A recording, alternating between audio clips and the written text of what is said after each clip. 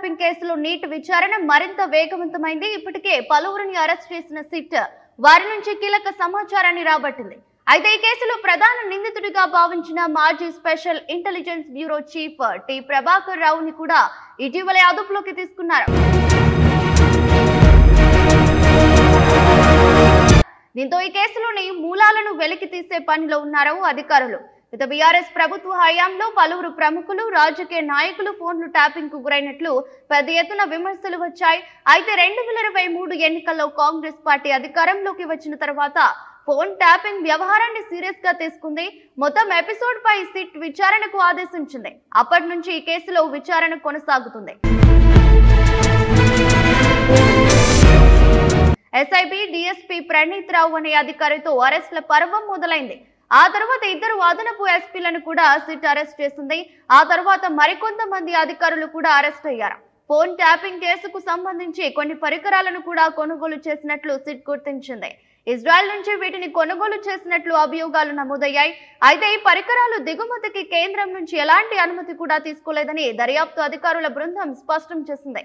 2023 assembly ఎన్నికలకు ముందు అధిక సంఖ్యలో ఫోన్లు ట్యాప్ చేసినట్లు సిట్ గుర్తించింది. బాధితుల్లో రాజకీయ, సినీ ప్రముఖులు, వ్యాపారవేత్తలతో పాటు పలువురు జర్నలిస్టులు కూడా ఉన్నట్లు గుర్తించారు. అయితే బీఆర్ఎస్ పార్టీ నేతల ఫోన్లు కూడా ఇందులో ఉన్నట్లు సిట్ వర్గాల మేరకు తెలుస్తోంది.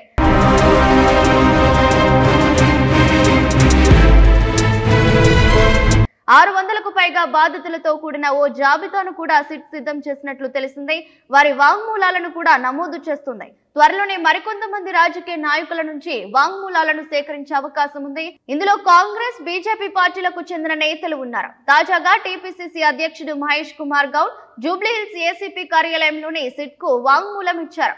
ఎన్నికల సమయంలో ఆయనకు ఎదురైన అనుభవాలను దర్యాప్తు అధికారులకు వివరించారు. ఈ కేసులో మొదటి నుంచి కీలకంగా ఉన్న ప్రణీత్ రావును మరోసారి ప్రభాకర్ రావు ముందు విచారించాలని సిట్ భావిస్తుంది. ఫోన్ ట్యాపింగ్ లో మొదటి బాధితుడిని నేనే అంటూ తాజాగా బీజేపీ ఎంపీ ఈటెల రాజేందర్ వ్యాఖ్యలు చేశారు. తన కుటుంబ సభ్యులు, కారు డ్రైవర్లు, గన్మెన్ల ఫోన్లను కూడా ట్యాప్ చేశారని ఆరోపించారు. తప్పకుండా తన దగ్గర ఉన్న ఆధారాలతో అధికారులకు స్టేట్మెంట్ ఇస్తానని చెప్పుకొచ్చారు. ఈ కేసులో ఎంతటి వారు ఉన్నా వారిని వదిలిపెట్టకూడదని ప్రభుత్వాన్ని కోరారు.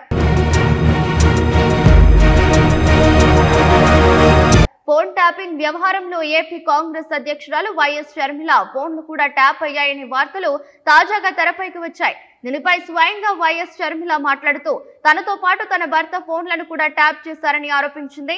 ప్రస్తుతం బాధితుల నుంచి సిట్ సేకరిస్తున్న వాంగ్మూలాల ఆధారంగా ఈ కేసులో కీలక పరిణామాలు చోటు చేసుకునే అవకాశం స్పష్టంగా కనిపిస్తుంది. చర్యలు తీసుకునే విషయంలో కేవలం అప్పటి పోలీసులు, అధికారుల వరకే ఈ వ్యవహారం పరిమితం అవుతుందా, లేక అప్పటి ప్రభుత్వంలోని కీలక నేతల వరకు వస్తుందా అనేది ఉత్కంఠను రేపుతుంది.